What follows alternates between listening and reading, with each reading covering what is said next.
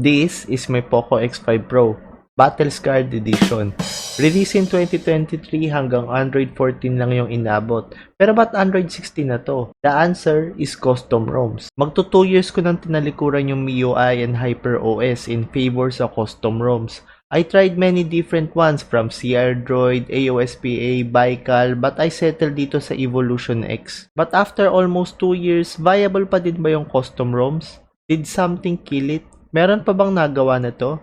Ito yung truth about using a custom ROM in 2026. First, simulan natin kung bakit ko nga ba naisipan mag-flash ng custom ROM. Well, through Android experience. Yung mga brands kasi most of the time gusto nila mag-lock ng features. Namimiss ko din yung talagang itsura ng Android. Hindi yung Android na plastered ng themes. Pero I think most of the latest phones have these features. Pero I'm pretty sure na yung stock sa Android 14 or lower na phones might not have this.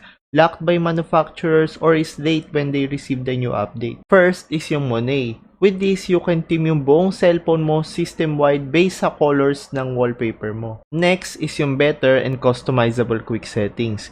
You can adjust yung size, may haptics na din yung sliders, same notifications are grouped automatically, at yung new flashlight tile na nai-slide. There is also circle to search. You can find or search for anything, isa-circle mo lang siya. But my most favorite thing was yung new clipboard.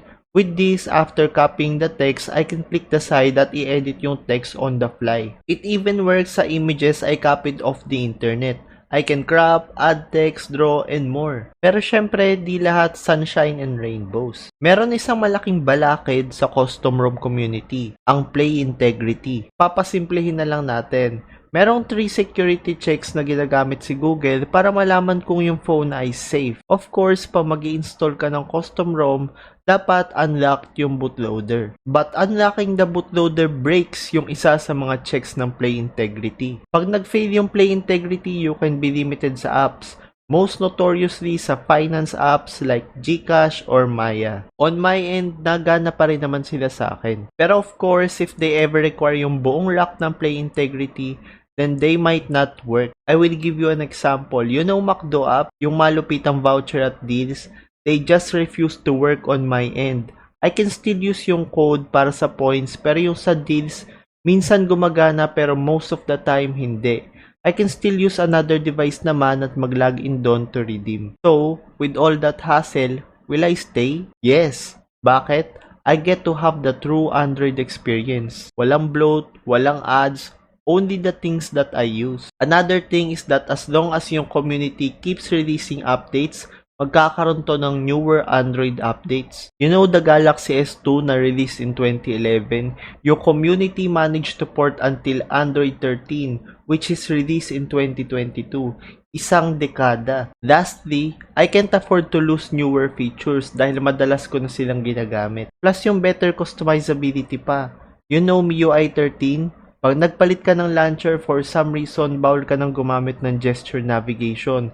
Pero I don't know kung nag-iba na ngayon. Pero if you ask for my recommendation, honestly, no. Dahil as much as I want to welcome more people, this is not for everyone. Lipas na yung gingerbread to what? Jelly bean? Na I can custom ROM hop anytime.